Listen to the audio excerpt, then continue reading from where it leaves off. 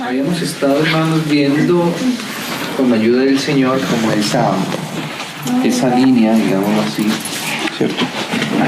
Esa línea que hemos venido tratando, ¿no? El Señor nos ha ayudado para ir viendo por su palabra cómo es la obra espiritual que el Señor quiere hacer en nuestra vida, ¿no? Esa preciosa obra que el Señor siempre ha querido con el hombre, que el hombre se alimente de su vida, que es su espíritu que mora en nosotros. Y estábamos viendo cómo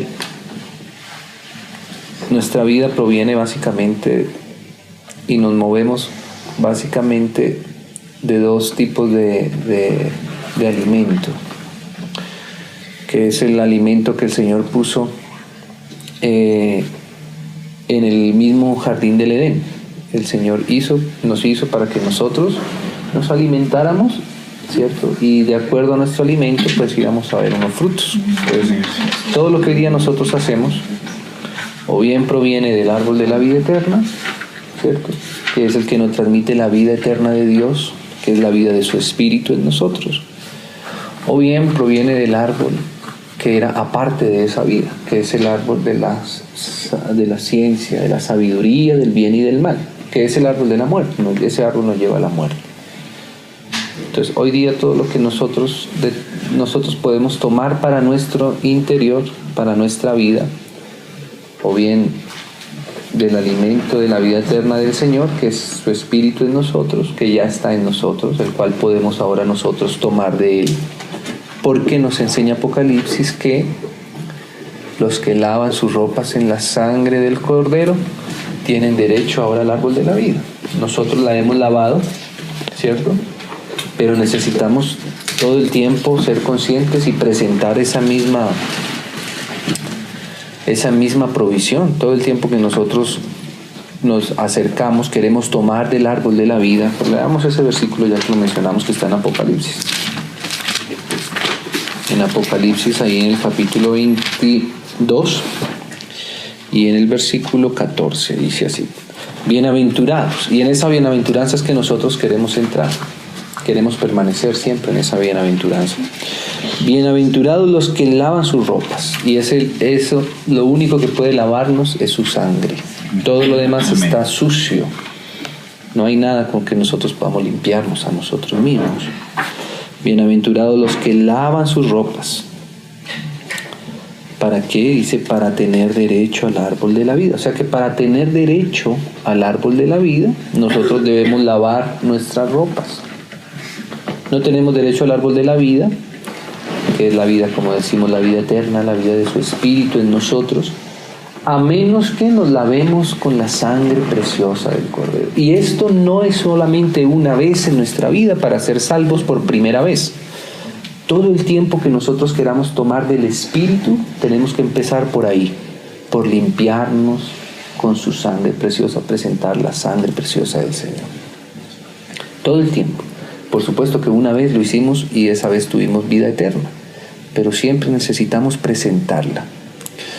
Ponemos un ejemplo con unos hermanos, y era que una vez unos hermanos iban a viajar a un país que necesitaban una visa para poder entrar e ingresar a ese país.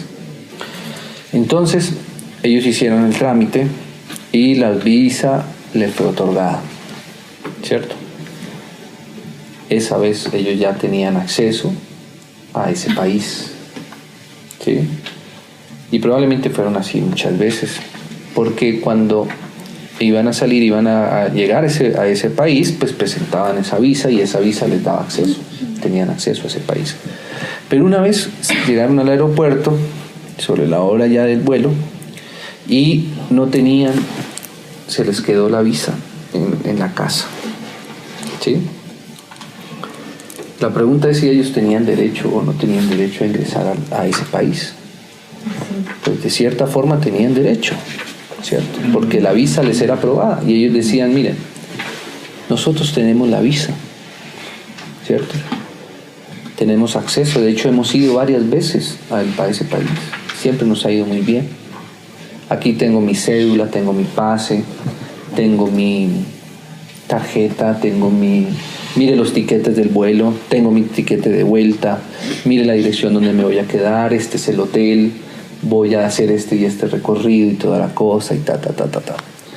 Pero todo eso que ellos presentaban no era suficiente para pasar al vuelo. Lo único que exigía ahí ese departamento de inmigración era una sola cosa. Y él le decía a la persona, mire, usted no necesita presentarme todas estas cosas que son válidas.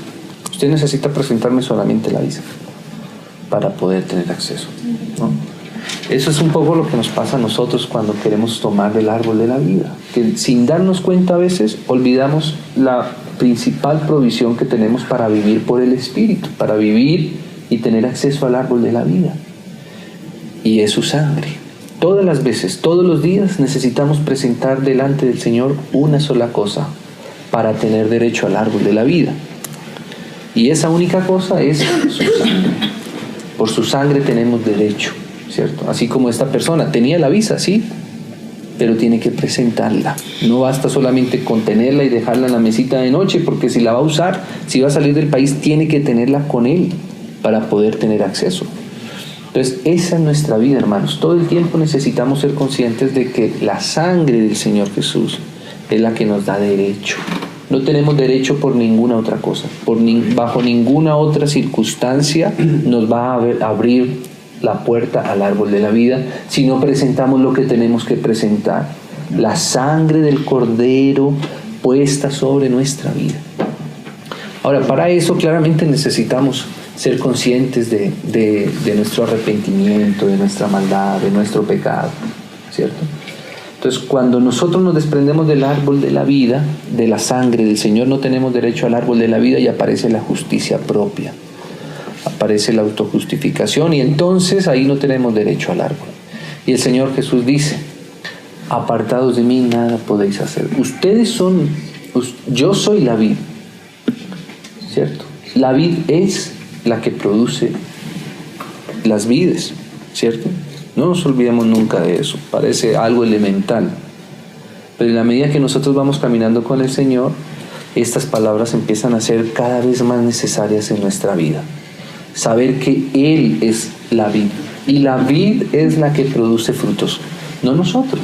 Nosotros no podemos producir frutos. El que produce frutos es el Espíritu en nosotros. Él es la vid. Y el Señor dice: apartado de mí nada, ¿cierto? En Cristo todo lo puedo, pero apartados de Él nada podemos. Y la manera de apegarnos a Él es en su obra. Ahí es donde el Señor nos une a Él, ¿no? El Señor nos guarde de todo lo demás, ¿cierto? Para que no tengamos necesidad de llevar muchas cosas más en nuestra vida cristiana. A veces podríamos llegar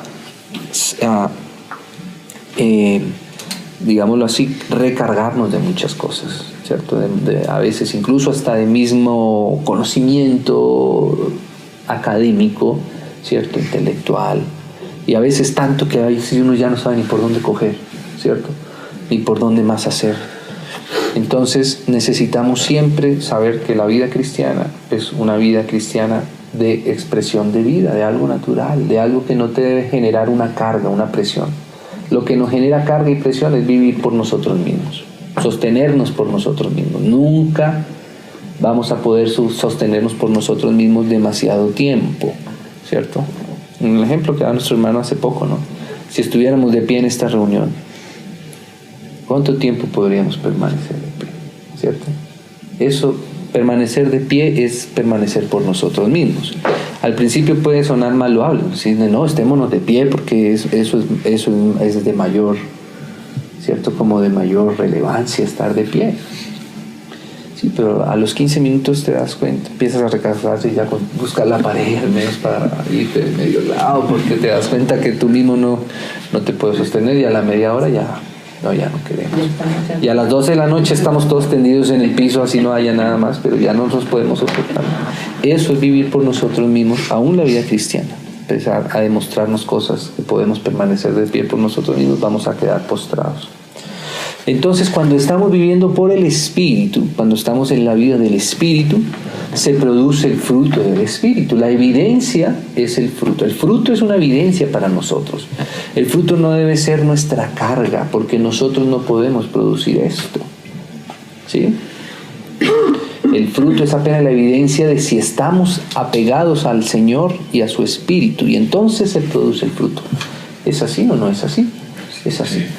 El fruto no es otra cosa sino la expresión de la maduración, de la vida, de la naturaleza que fluye por esa planta y entonces produce fruto. Es así. Debe ser así, ¿cierto? Si una matica de manzana tiene que esforzarse para producir manzanas, ¿cierto? Entonces probablemente porque no sea una manzana, ¿cierto? Probablemente algo pasa ahí en esa situación, hay que entrar a revisarla, corregir. Entonces estamos en esos frutos del Espíritu, que es como la evidencia de la savia que corre por nuestra vida. Entonces estamos en Gálatas en el capítulo 5 y vamos a ir ahí directamente al versículo 22. Gálatas 5, 22 dice: más el fruto. Y qué precioso que lo dice en singular. O sea, es un solo fruto que, digámoslo así, se expresa en esa variedad, ¿no? El fruto del Espíritu, hermanos, el fruto del Espíritu.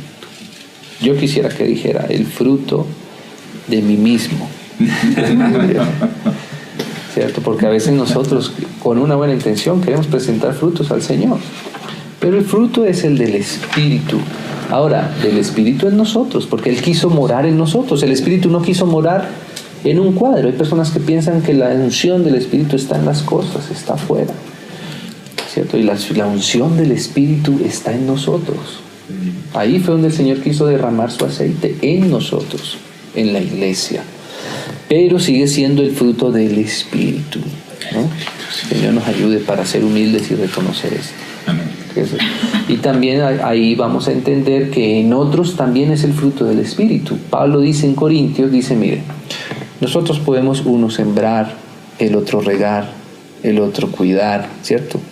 Y habla del ejercicio. Pero, dice Pablo, hay una cosa que nosotros no podemos hacer, y es el crecimiento, ¿cierto? El crecimiento lo da Dios, ¿cierto? Y ahí entendemos, sí, Señor. O sea que ni nosotros podemos hacer crecer a otros, ni siquiera nosotros podemos hacernos crecer a nosotros mismos.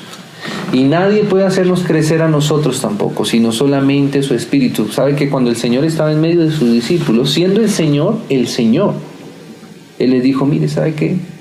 Hay cosas que aunque yo les diga, ustedes no pueden entenderlas. Entonces no las pueden, el asunto no está en que yo no sea capaz de explicarlas, es que ustedes no están en capacidad de comprenderlas. El Señor Jesús dijo eso, ¿cierto? Entonces el Señor dijo, ¿por qué? Necesito que primero venga el Espíritu Santo y de adentro, cuando Él more en ustedes. Ahí está la diferencia. El Espíritu les va a enseñar las cosas de adentro. Y esa es la obra de Dios en nosotros. Ahora, que nosotros estamos viendo al Señor y a su Espíritu. Hermanos, si hay algo difícil, o sutil más bien, en la vida cristiana que logra el enemigo en nosotros, es quitar la mirada del Señor. Y ponerla, a veces no en el pecado. Es más triste cuando está en el pecado. Pero antes de ir al pecado, nosotros fijamos la mirada en nosotros mismos. Y empezamos a mirarnos. ¡Uy, qué fruto tan lindo! ¿Cierto? Como un manzano que se mira a una pera. ¡Ay, me está saliendo una pera! ¡Qué belleza mi pera! ¿Cierto? ¿No han visto mi pera? Mi pera, contemplen mi pera, ¿cierto? Y empezamos nosotros a fijarnos en nuestros frutos y entonces ahí la vida, la savia del Señor empieza a cesar por estar en lo que no es. También puede ser al revés. Como por ejemplo, que uno se frustra porque no ve frutos. Ese es otro problema, ¿cierto? O a veces que pensamos que el fruto es lo que yo pienso que es el fruto. Mi fruto es, imagínate, estoy dando frutos tremendos. El mes pasado ya pude ayunar 14 días seguidos, ¿cierto? Pero, ¿sabe que no encuentro por ningún lado en la Escritura que diga que el ayunar es un fruto? No estamos diciendo que el ayunar esté mal, Pero es distinto que por el fluir del Espíritu ayunemos y no pensamos que ayunando vamos a hacer que el Espíritu fluya.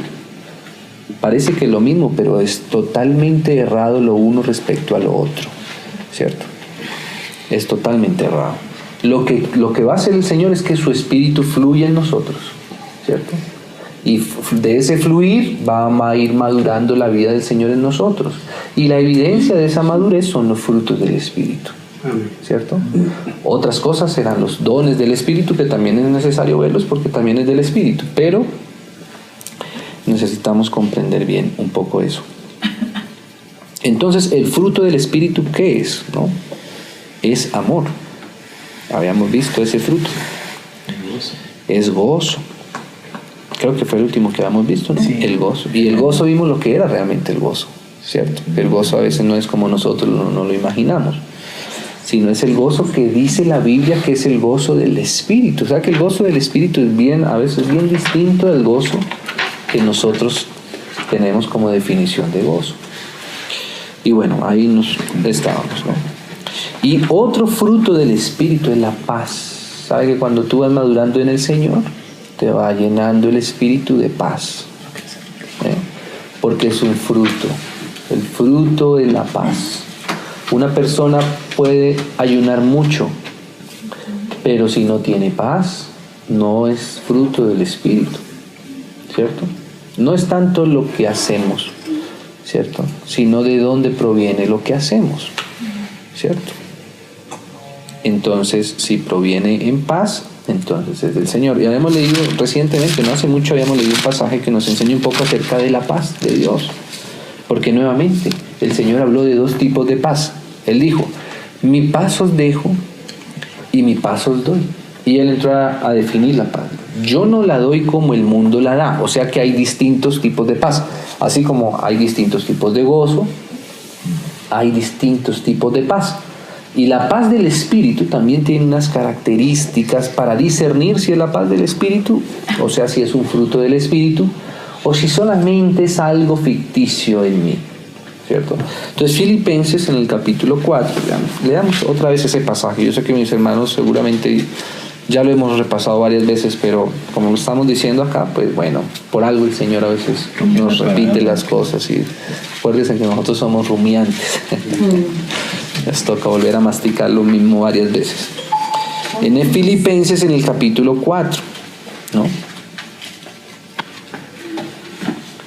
Y dice así, versículo 4, ¿no? Regocijaos en el Señor siempre. Ese es el gozo, ¿cierto? Otra vez os digo, regocijaos, pero en el Señor, ¿no? Por eso ahí veíamos la diferencia entre el gozo y el gozo del Espíritu, ¿cierto? Vuestra gentileza sea conocida de todos los hombres. El Señor está cerca. De eso habla la paciencia. Por nada estéis afanosos, dice el Señor. Por nada estéis afanosos. Sino sean conocidas vuestras peticiones, o sea que hay que pedir sin afán. Es una enseñanza del Señor. Una petición, pero sin afán. Delante de Dios, con toda oración y ruego. ¿Qué cosa? ¿No? A veces parecen cosas contradictorias. Uno podría pensar que si uno está rogando por algo es porque es por ansiedad, pero uno puede rogar sin ansiedad, sin afán, ¿cierto? Y como dice acá, ¿no? Orando y rogando, con acción de gracias al mismo tiempo. O sea, nosotros tenemos que de una vez rogar y ir dando las gracias. Y la paz de Dios, aquí entonces empieza a hablar de la paz de Dios. Entonces ahí es el fruto del Espíritu, para saber si nosotros estamos en la paz de Dios. A veces no nos damos cuenta y estamos en la paz que nos da el mundo. Ya que el Señor nos va a hablar un poco cómo es esa paz de Dios, la que Él nos quiso dar. Mira cómo empieza a describir la paz del Espíritu, la paz de Dios. Dice, la paz de Dios que sobrepasa todo entendimiento. Qué característica preciosa lo que es la paz del Señor. Sobrepasa el entendimiento. ¿Qué quiere decir esto? Fíjate que uno a veces, normalmente, nuestra paz aparece cuando nosotros entendemos lo que está pasando. ¿Sí?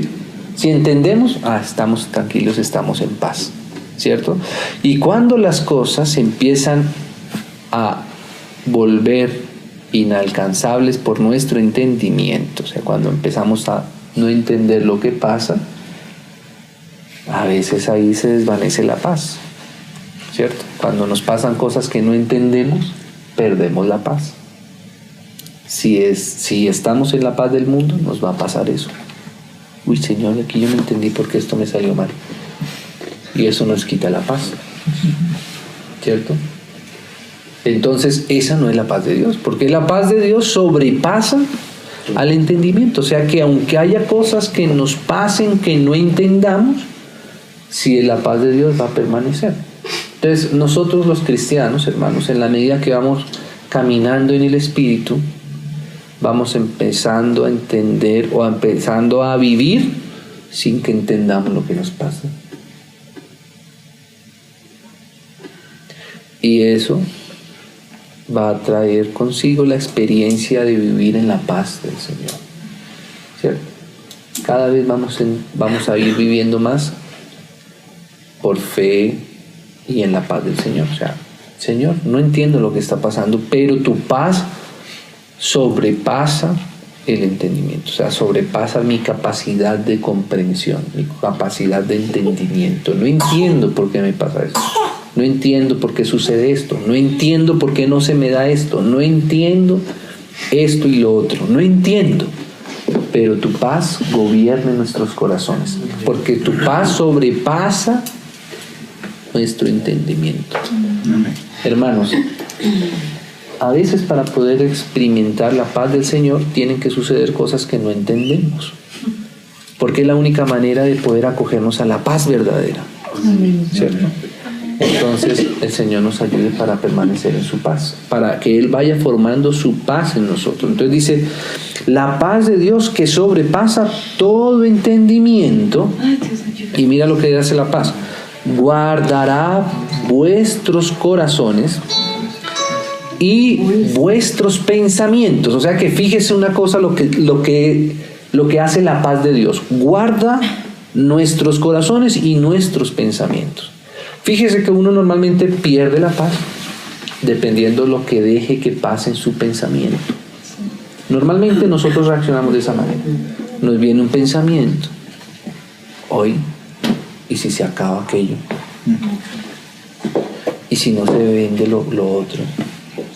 ¿Y si no sale lo otro? ¿Y si me dicen que sí? ¿Y si me dicen que no? Todo eso, ¿dónde está? Está en nuestra mente. Nuestra mente siempre quiere adelantarse hacia el futuro. Sí. Y como la mente del ser humano no fue diseñada para proyectar el futuro, sino para comprender el pasado, entra en un terreno en el que no se sabe mover bien, y ahí donde viene la pérdida de la paz. O sea que, hermanos, si nosotros perdemos la paz, es porque antes de perder la paz perdimos nuestros pensamientos y dejamos que nuestros pensamientos se fueran al lugar que no le corresponde. O sea que lo primero que tenemos nosotros que estar atentos a nuestros pensamientos.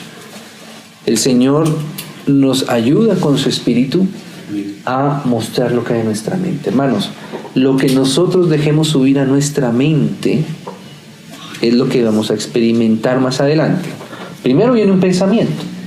Después, de acuerdo a ese pensamiento, tú empiezas a sentir de acuerdo a ese pensamiento. ¿Tú me vas a entender? Sí. Lo que uno empieza a pensar, uno empieza a sentir, a experimentar en su corazón, que es lo que dice aquí: guardar vuestros corazones y vuestros pensamientos. En el corazón están las sensaciones y todo esto. Pues si uno empieza a pensar en una playa, en el mar, uno se empieza a sentir relajado y tal, ¿cierto? Pero si uno empieza a pensar también en incertidumbre, en que quién va a ganar las elecciones, en que, ¿cierto? Es a uno, este país se va a acabar, ¿qué vamos a hacer? Nos toca irnos, nos toca movernos, ¿cierto?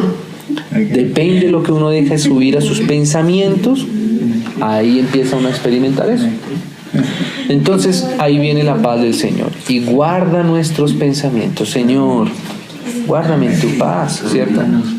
Guárdanos en tu paz, Señor, ayúdanos. Por eso, guárdanos en tu paz. Ahí empieza eso. Entonces, ¿quién guarda vuestros corazones y vuestros pensamientos? La paz de Dios. Ahora, ¿en dónde debemos nosotros guardar nuestros pensamientos? Acá dice, ¿no? En Cristo. Hermanos, el Espíritu nos guía a esto. Mire que Juan, bueno, hay otro verso, pero en el Evangelio de Juan dice el Señor, hablando del Espíritu Santo, que cuando Él venga a nosotros, el Espíritu Santo nos va a enseñar que Cristo está en Dios, que Dios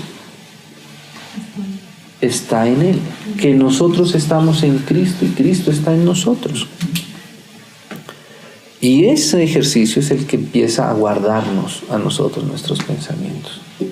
Hermanos, ¿sabe cuál es el descanso para todo nuestro aparato nervioso, sensitivo, intelectual? Es ponernos en Cristo. Mire, cuando el ser humano empieza a ponerse en Cristo, dice, Señor, sí, qué descanso. ¿Cierto? Y esa es la respuesta ante toda cosa que quiera afectar nuestros pensamientos y nuestros corazones. No ninguna otra. No es positivismo. No es que si piensas algo, empieza a pensar en cosas positivas, empieza a pensar, como decíamos ahorita, en la playa, en el sol, en la brisa. No, hermanos, eso no tiene capacidad de sostenernos.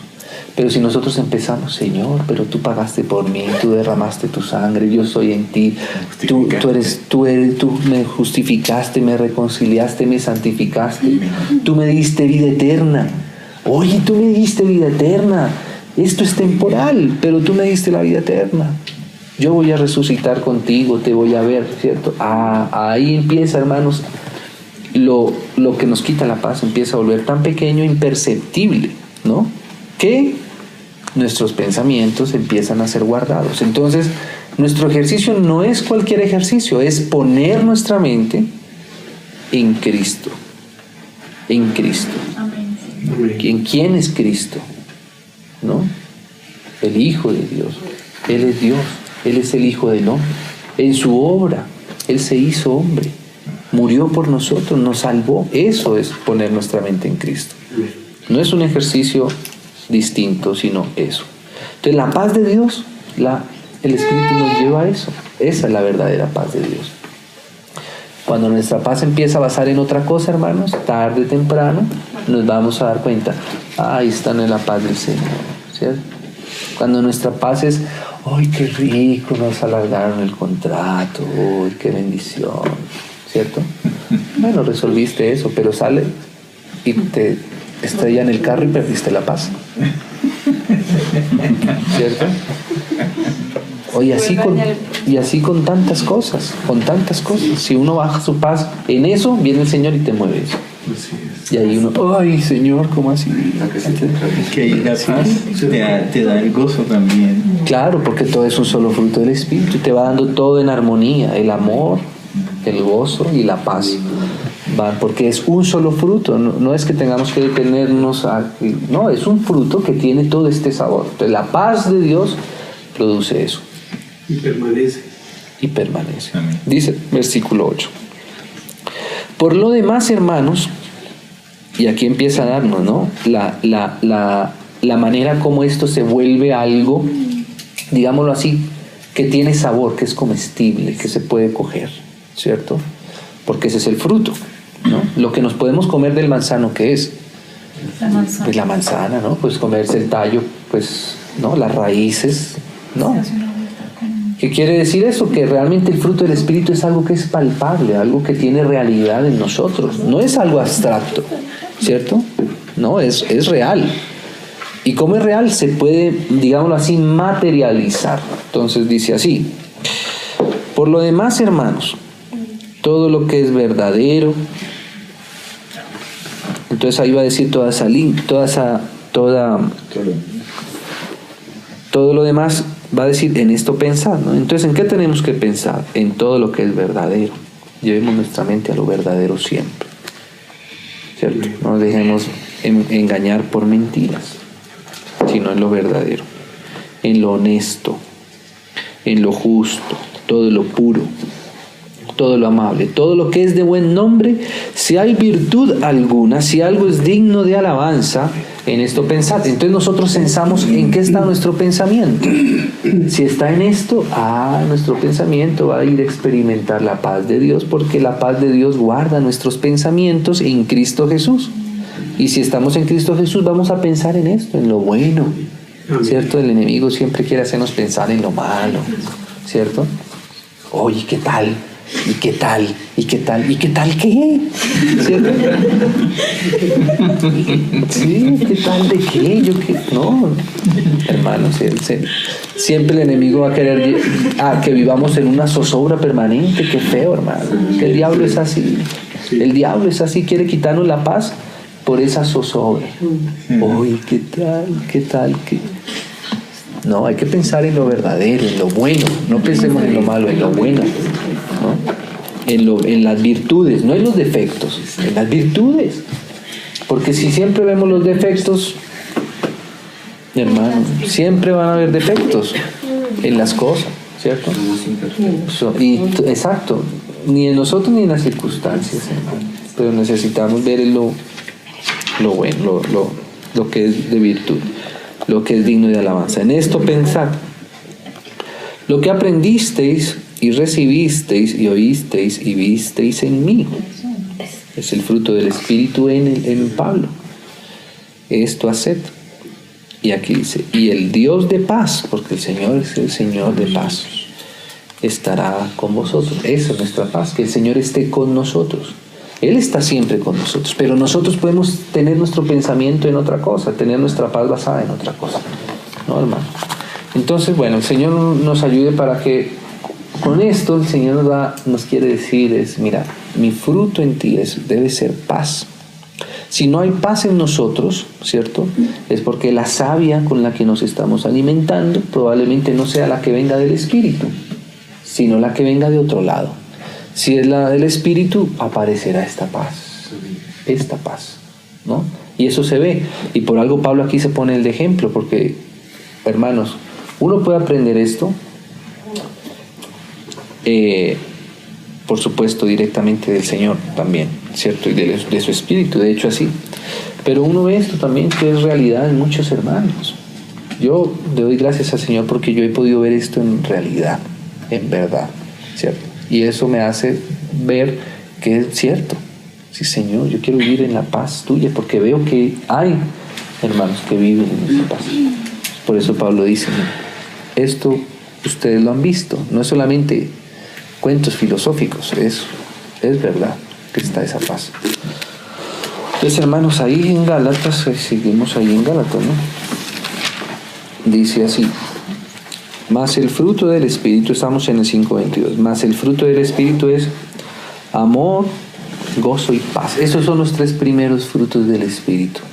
Y este orden es significativo porque cuando uno ve en el candelero, que es donde están esas manzanas, pues ahí son estos frutos. Los frutos del candelero son estas manzanas, ¿no? Qué precioso. Todos estos 3 primeros frutos del Espíritu, digámoslo así, son esos frutos que, claro, todos los frutos vamos a disfrutar. Todos los frutos tienen que ver con nuestra expresión de alegría, de libertad, ¿cierto?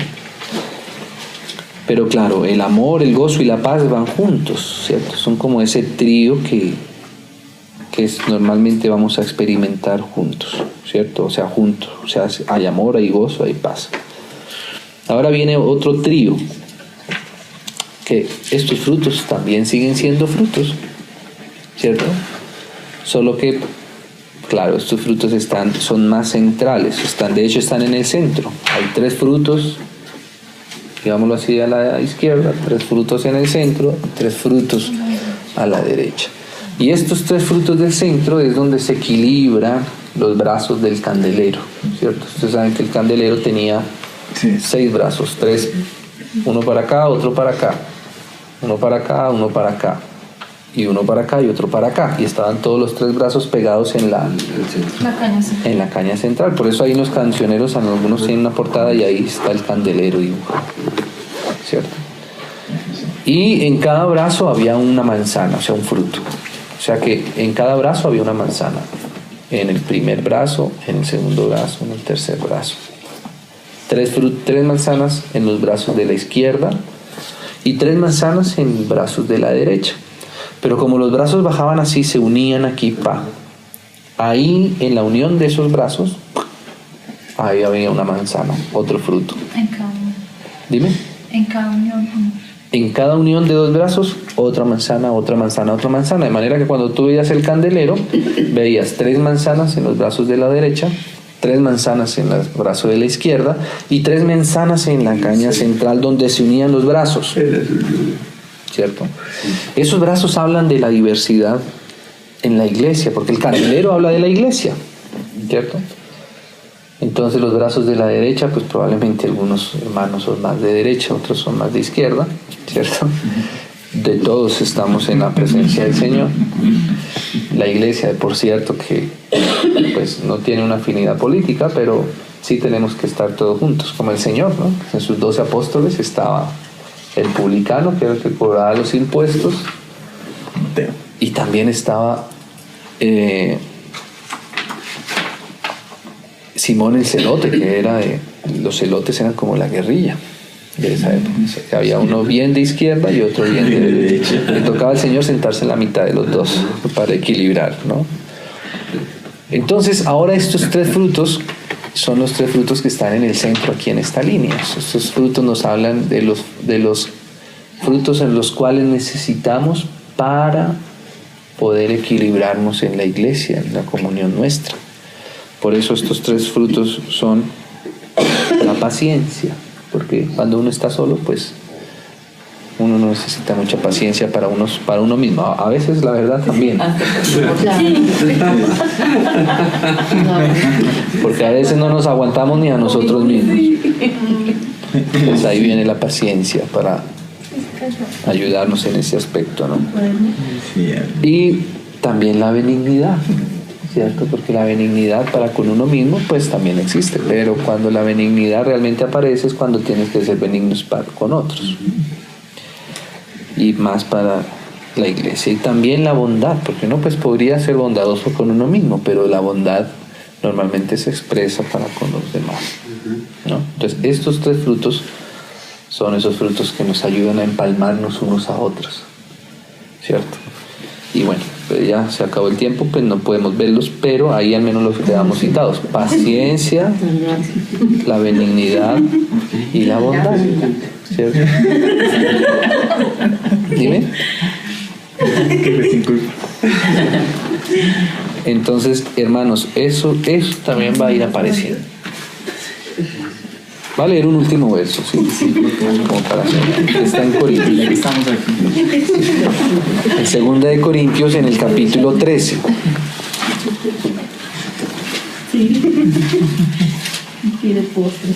Segunda de Corintios 13. 13, sí. 13. Versículo. Bondad, benignidad, amor. 13, leámoslo desde el 11, ¿no? Leámoslo desde el 11. Bueno, dije que era uno, pero bueno, unos que están ahí cerquita. Dice así, por lo demás, hermanos, qué preciosa esta palabra, hermanos, ¿no? Es una palabra que al Señor le costó su vida y quiere que nosotros la experimentemos. La hermandad, hermanos. Tened gozo, fruto del Espíritu. Perfeccionaos, ¿no? Consolaos. Sed de un mismo sentir. Ahí nuestra individualidad empieza a romperse acá y el Espíritu Santo empieza a formar esto en nosotros. Sed de un mismo sentir. Y ese es el sentir del Espíritu Santo. Y vivid en paz, otro fruto del Espíritu Santo. Y el Dios de paz, ya leímos, y de amor, porque la paz y el amor están juntos, estará con vosotros. Qué precioso. Saludaos unos a otros, pues, hermanos, nos toca saludarnos unos a otros, ¿no? A veces el enemigo quiere romper eso. Ya, cuando uno se da cuenta que a veces hay que perseverar en esto, y por eso hay que decirlo, no es que no nos saludemos, es que cada vez tenemos que saludarnos más y mejor y con todos. No pasar por el lado. Conozco el santo. No, yo no te quiero saludar. Y más con el que no se quiere. Más como un sí, como se quiere. Saludados unos a otros. O sea que hay que hacer esto, no es solamente un formalismo. Con ósculo santo. O sea que aún hasta nuestro saludo, ¿cierto?, debe ser santo en el Señor. Esa palabra, ósculo. Es como un beso. Sí, porque en otras Con un personas dice afecto beso. especial. Beso santo. Pero santo. Pero santo, ¿no? Eso es como un ejemplo. A nosotros nos pasaba, a mí me pasaba cuando estaba en Inglaterra, tenía unos amigos de Medio Oriente. Entonces ellos se saludan de beso a alguien muy cercano. Ajá. Llegué a ser muy cercano a una persona, entonces me saludaba de beso en la mejilla. Sí. Entonces, Claro. sí, ya hasta un beso santo es algo así. Claro, es del Señor, con ósculo santo, ¿no? Todos los santos os saludan, y este era el verso que dije que era el mío. Aquí está esto, ¿no? Dice, la gracia del Señor Jesucristo. O sea, del Señor Jesucristo nos vino la gracia. La gracia es del Señor Jesucristo, ¿cierto? Que es su acceso. Él fue el que dio su vida por nosotros. Hizo que las cosas a nosotros nos salieran gratis. Porque Él lo hizo por nosotros. Él pagó por nosotros. La gracia del Señor Jesucristo. El amor de Dios, porque si Dios no nos hubiera amado, no hubiéramos tenido al Señor Jesús, ¿cierto? Si el Padre no nos hubiera amado, no nos hubiera dado a su Hijo, pero el Padre nos amó, ¿cierto? Fíjense que el Padre no puede decir que la gracia del Padre, porque al Padre no le salió gratis. El Padre tuvo que entregar lo que más apreciaba en su corazón, a su mismo Hijo. Entonces, el amor de Dios. Y ahora el Espíritu Santo dice, y la comunión, o sea, la unión común del Espíritu Santo. O sea, que el Espíritu Santo está haciendo algo cuando empieza a fructificar en nosotros, es que va a haber comunión. Una unión común es lo que le está haciendo el Espíritu Santo en nosotros, que era lo que leíamos antes. Esa es la obra del Espíritu Santo. ¿Qué quiere decir eso, hermano? Que nuestro fruto se va a manifestar en la comunión en medio de la iglesia. Nunca lleguemos a pensar que tenemos tanto fruto que no necesitamos. Nunca pensemos que yo tengo tanto fruto del Espíritu Santo que no puedo estar con la iglesia porque tengo mucho fruto.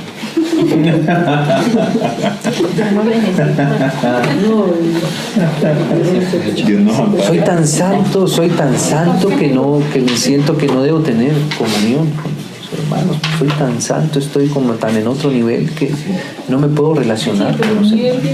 ¿Cierto? Sí, hermanos, de eso tenemos que estar atentos. ¿Por qué decimos esto ahora? Porque están esos tres frutos que son los que nos van a unir, ¿no? Ahora, la paciencia, la benignidad y la bondad. Entonces mire que el Espíritu Santo va a hacer eso. El Espíritu Santo y la comunión del Espíritu Santo. La comunión es del Espíritu Santo. Sea con todos, por eso Pablo dice ahí, con todos, que la comunión es con todos vosotros, ¿no? Pues el Señor nos ayude para ir. Eso es el verdadero fruto del Espíritu Santo, es eso. El Señor nos ayude. Amén. Que el Señor nos ayude a vivir en su paz. Es un fruto que pueda expresar. Pues oremos, hermano, y démosle gracias al Señor.